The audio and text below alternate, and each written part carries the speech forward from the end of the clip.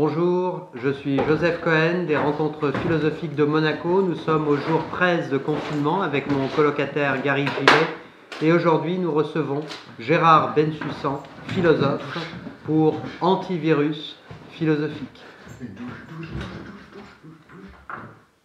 Bonjour Gérard. Bonjour Joseph. Bienvenue aux Antivirus philosophiques. Il est certes trop tôt pour saisir et comprendre les effets qu'engendreront cette pandémie à la fois sur les individus, les sociétés, les gouvernances, l'économie mondialisée. Il est vrai, on avance à l'aune de cet événement entièrement surpris, comme pris par le haut, et par là même débordé, à la fois dépassé et en même temps réduit à une identité individuelle confinée et restreinte. Si l'événement virus arrive à nous projeter ainsi dans cette situation d'ambiguïté, c'est surtout qu'il s'attaque aussi à l'expression qui anime à tant d'égards notre identité la plus propre, c'est-à-dire le désir. C'est comme si l'événement virus attaquait la possibilité de vivre et d'incarner le désir. En effet, le désir, c'est le toucher l'autre en étant déjà touché par l'autre. Il s'exprime dans la caresse, dans le frôlement, l'effleurement des corps. Précisément ce que l'événement virus impossibilise entre corps en nous forçant à un confinement de plus en plus ferme. Comment penser ce constat et ses effets aujourd'hui?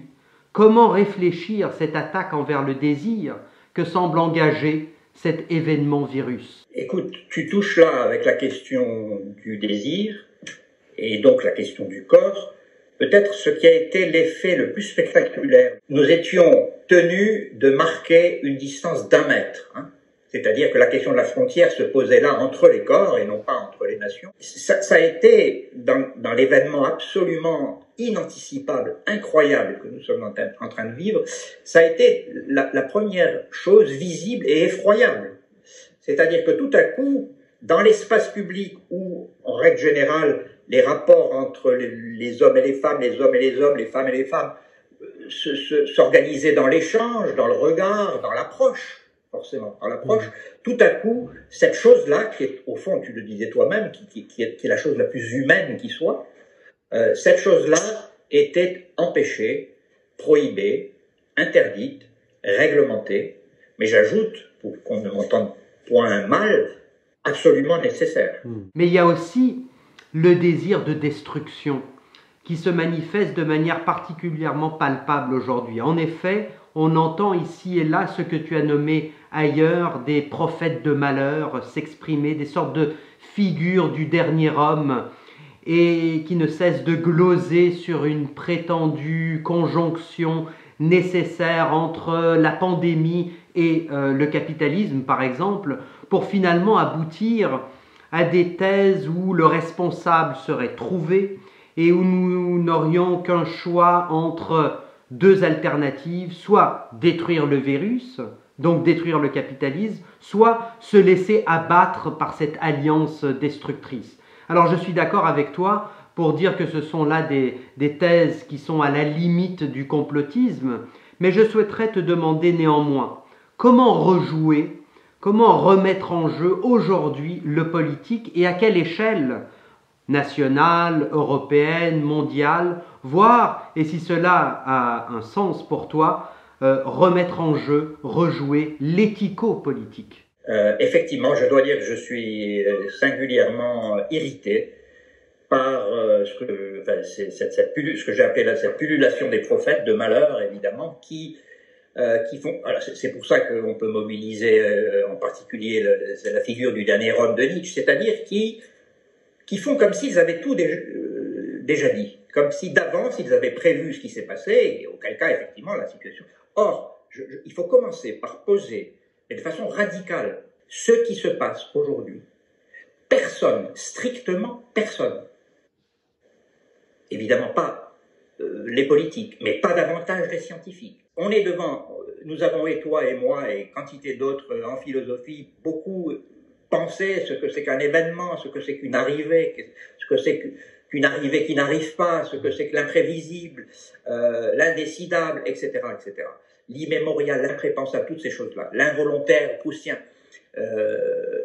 Et là, nous sommes précisément devant le cas inimaginable, imprévisible, imprépensables.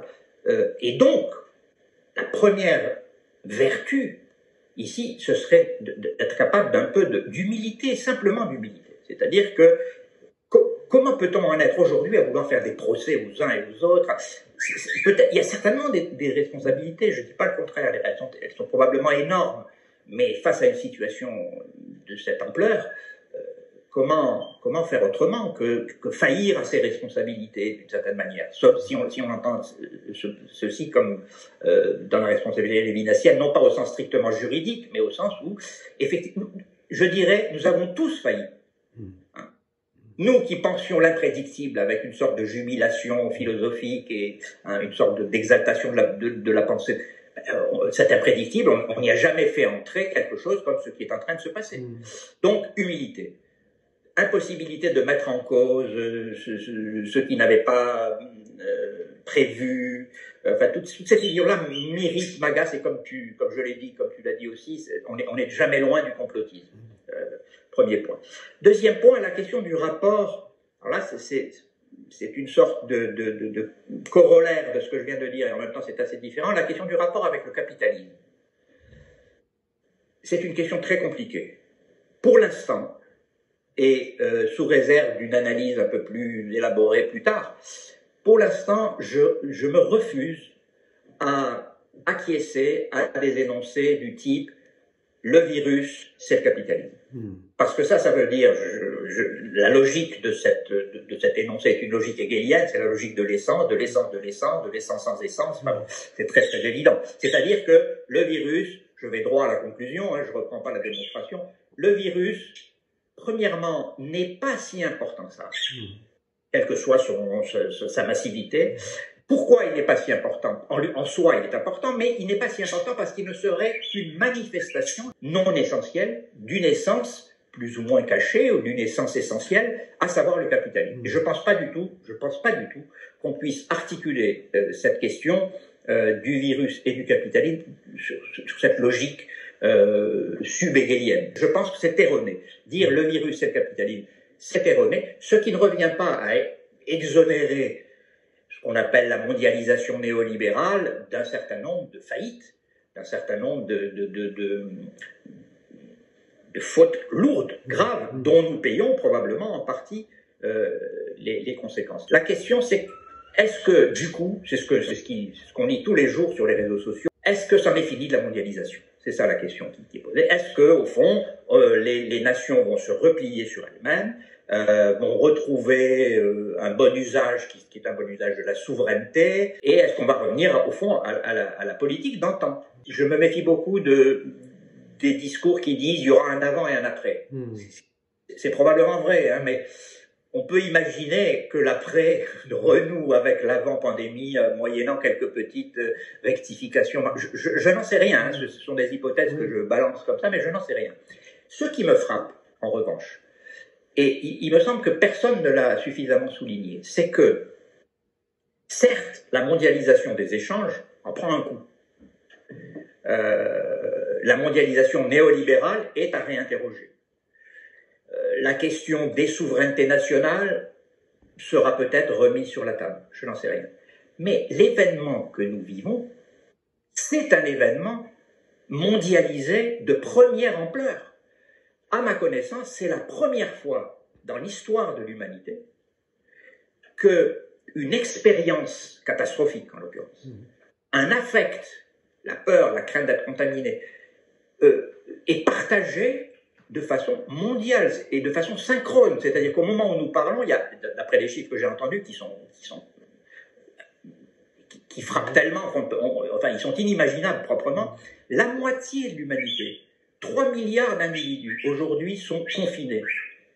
C'est extraordinaire, c'est-à-dire que des milliards d'individus, par-delà les différences de culture, de nation, partagent une expérience mondialisée. Donc la mondialisation néolibérale a montré certainement ses tares et ses limites, mais on est entré en même temps dans quelque chose qu'on peut appeler une mondialisation des affects, une mondialisation des expériences, une mondialisation sensible et une mondialisation de la catastrophe partagée, bien sûr. Merci Gérard. Avant de te laisser, je te pose une dernière question. Quel est ton antivirus philosophique? Je suis pas sûr de l'efficacité de l'antivirus, pour le coup.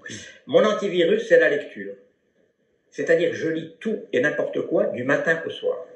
Mais au lieu que ça me conforte, que ça puisse me donner des forces, c'est tout le contraire qui se passe. C'est-à-dire que je sors de ces journées interminables de lecture complètement hébété, complètement fatigué, complètement épuisé. Donc c'est un antivirus, c'est le mien.